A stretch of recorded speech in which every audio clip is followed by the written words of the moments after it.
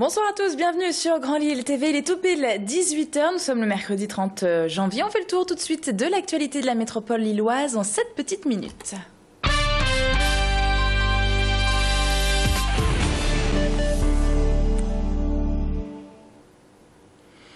Et on ouvre tout de suite ce journal avec des images de l'église Saint-Maurice à Lille qui souffre en ce moment.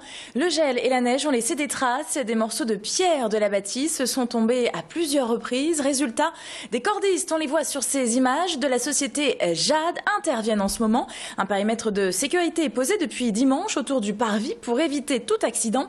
Les alpinistes montent donc tout en haut du clocher, là où la nacelle ne peut pas accéder. L'urgence est d'enlever les morceaux susceptibles de tomber. Une rénovation est envisagée, mais beaucoup plus tard. Ce n'est pas la priorité. Écoutons le conducteur des travaux au micro de Macha Grenessen. Si on a un élément en plusieurs morceaux qui s'empilent l'un sur l'autre sur une tige, je ne sais pas si c'est d'époque, mais c'est une tige en laiton. Et forcément, avec l'humidité, la base casse. Et après, on voit bien les éléments qui séparent les uns des autres. Et là, l'humidité qui attaque la pierre et qui en fait plus que du sable en fait. Alors, une grosse couche de pollution, forcément, l'humidité par la mousse, la pierre qui se fait attaquer, puis derrière, voilà, des déchaussements complets de la matière. Apparemment, donc, la façade de l'église Saint-Maurice, rue de Paris, à Lille, n'est pas assez entretenue.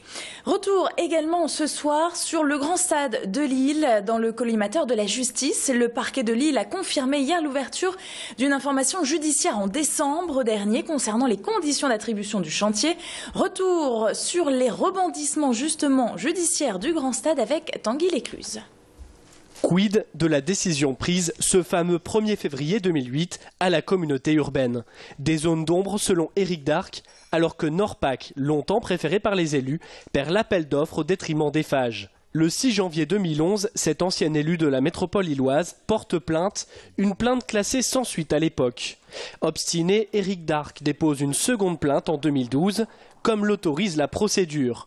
Une information judiciaire est alors ouverte fin 2012 pour faux en écriture privée. Maintenant, j'espère qu'on va aller au bout de cette affaire, que les différents protagonistes de cette histoire vont être entendus, les élus, les hauts fonctionnaires, et que nous aurons la vérité qui éclatera.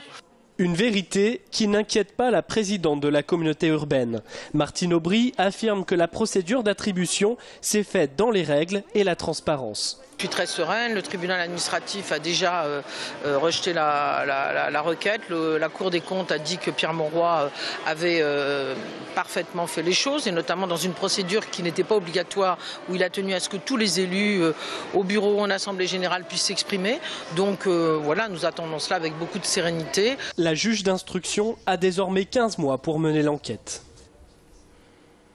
C'est mercredi, jour des enfants. Ils étaient justement à l'honneur ce matin du côté de l'hôtel de ville de Lille et aux côtés justement de Martine Aubry. 160 enfants du conseil municipal viennent d'être élus pour un mandat de 2 ans. La toute première séance plénière, c'était donc ce matin dans le Grand Carré. Ce conseil municipal a pour vocation en fait de former les jeunes citoyens, de leur faire prendre conscience de leurs droits, leurs devoirs et leurs responsabilités. Alors quels vont être le programme et les missions de ces jeunes apprentis politiciens ? Je vous propose d'écouter la réponse de Martine Aubry. Ils viennent juste d'être élus et ils vont commencer à travailler. C'est très sérieux. Ils travaillent dans des groupes de travail par quartier et par thème. Donc c'est tout au long des 2 années pendant lesquelles ils sont élus qu'ils vont nous faire des propositions. On a eu aussi des réalisations très précises, par exemple pour mettre en place certains matériels sportifs dans tel ou tel quartier. Donc voilà, peut-être que dès ce matin, ceux qui ont été élus sur un programme vont m'en faire part. Mais en tout cas, c'est dans les 2 ans qui viennent que tout va se jouer.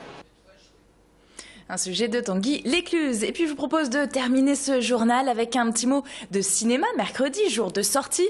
Et on attend du beau monde du côté du Kinépolis de l'Homme. Ce soir, c'est le retour au cinéma d'Alain Chabat avec le film Turf.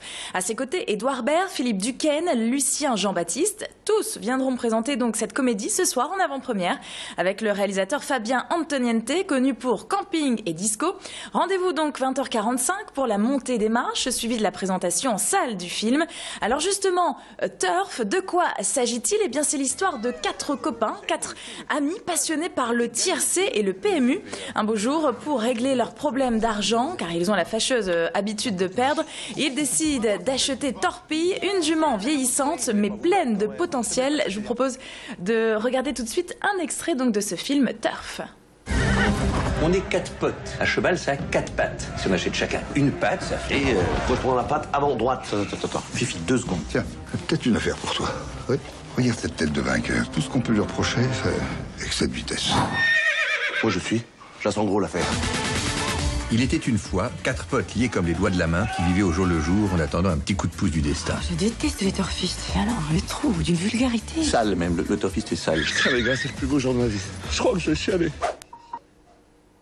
La sortie de Turf est donc prévue le 13 février prochain et l'avant-première, c'est donc ce soir au Kinépolis de l'Homme à 20h45 et nous y serons justement.